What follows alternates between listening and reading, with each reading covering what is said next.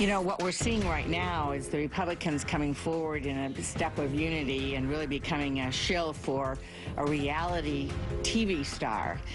We might want to call it Congressional Apprentice.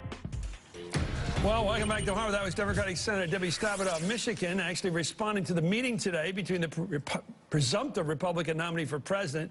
I don't really like that phrase. How about the nominee to be? And the party's Republican leadership. With House Speaker Paul Ryan not yet endorsing Trump, but saying he will soon, the party clearly remains a House divided, for the day at least, the situation which Democrats are trying to capitalize on. Shortly after the meeting, Hillary Clinton's campaign sent out an email saying, quote, Republicans are continuing to acknowledge that a President Trump would be too big a risk. Today, Speaker Ryan met with Donald Trump, but he clearly wasn't swayed by the nominee as he again refused to endorse. Well, that's a little rough. I'm not sure that's the message that Ryan put out today. Anyway, the Clinton campaign also organized a call with reporters this afternoon, led by Labor Secretary Tom Perez, who said Trump's presidency would be, quote, a train wreck for American values and for Latinos. I think he had to put that in there for sure. Join me right now for more Democratic strategist Steve McMahon and MSNBC analyst Jonathan Capehart of the Washington Post. Gentlemen, watch this now.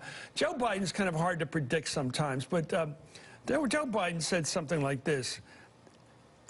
He's now talking about that if he had ran, the Politico report today, that Vice President Joe Biden said if he had wanted to run, or if had run, he would have put Elizabeth Warren as his running mate.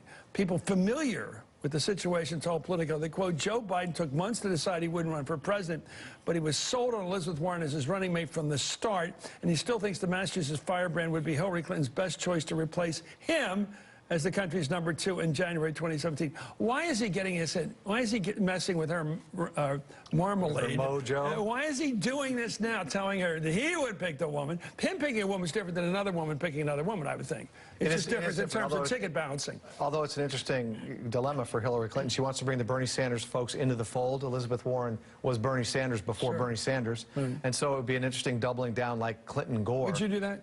No, I wouldn't do it. Okay, thank you. I think we all like to be dashing and exciting, but it may be too exciting for some of the voters, buddy. Right. I mean, why is Biden doing this? I don't know. I really don't know. This is stand to be out of the limelight. I mean, it's just having fun. Yeah. Is he setting himself? Is he setting himself up in case something goes wrong on the email front? I don't know if that's what he's actually doing. Nobody stops running for president. No, and he is proving that. This is what the third story in as many weeks about Vice President Biden waxing nostalgic for the race. Who would be the nominee of the Democratic Party? I don't even know the rules on this. Who would be the nominee of the Democratic Party, since we're talking all Republicans today, if something happened to Hillary Clinton, she had to withdraw for email reason or something else? Who would be the nominee? It would almost certainly be Bernie Sanders. Really? Because he had run, but he's run. Even if it happens after the convention, who would get it? The Republican National Committee meets and decides. We saw this with Eagleton. That's right. Then it would almost certainly be Joe Biden. But it would have to be after the delegates had met and Hillary was nominated. They don't resume the convention. By the way, that's never going to happen. I was going to say, because imagine the Bernie folks saying, okay, Vice President Biden, go right ahead. We've spent all this time, invested all this energy and money. Okay, speaking of stirring the pot, the Wall Street Journal today voted an editorial, and you know what they're up to the case that Bernie Sanders can win the Democratic presidential nominee right now, saying, quote, if Sanders sweeps the final 10 primaries and caucuses, he might take the lead among bound delegates heading into the Democratic convention. What's the point of saying that? In other words, sweep all the delegates for that. Hillary's in pretty good shape to carry California. So what are they doing? Sweeping all of them, and she would still have the superdelegates. Well, that's the point. I mean, they didn't say he would go into the convention as the nominee outright. Yeah, implied, because the assumption is... Are they keeping him up there like a fatted calf? Are they keeping him fat and ready to run against in the general? Yes, of course. They would love to run against Bernie Sanders. They haven't laid, Republicans have not laid a glove on Bernie Sanders. Does everybody get this on the left, the progressive left? The progressives realize that the Republicans have purposely avoided trashing this guy, who they could easly trash as a Democratic... No, they don't get it. They don't get it at all. This is a journalistic equivalent, by the way, of suggesting that Senator Cruz's father had something to do with the assassination of John Kennedy. It's utterly ridiculous on its face, and they do it just to stir the pot, just to cause trouble. The fact is, Bernie Sanders would have to win not just the next 10 elections, but he'd have to win them with 2/3 of the vote or more in order to be even competitive. There's no way on earth Bernie Sanders... How do the Democrats grab the spotlight? I mean, you write for the papers, you're at a PR, you know the public relations business. I'll start with you. How do Democrats grab the front page again? Trump is out there, is like, I can't believe it's like Scheherazade. He's got a new story every day to stay alive. He's all... You like that reference? Yeah, that's Every good. day he's got a new one. Hillary is a smart, well-briefed person, but she's not novel. She doesn't come up with a new Hillary every day, a new interesting comment. She's pretty solid. But the way she wins this thing, in my opinion, is she makes Trump the huckster, the guy who will say anything to get what he wants, and whose history is that what he wants comes at the expense of everybody else.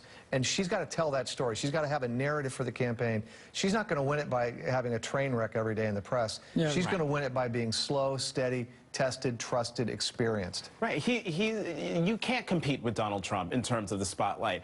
And sometimes that spotlight is so hot, you don't want to be anywhere near it. So let Trump be Trump. Let Hillary Clinton, the presumed Democratic nominee, if she gets there, prohibitive. Don't you hate the word? Prohibitive. That's what prohibitive. Have you guys hated the word presumptive? It's like consumptive.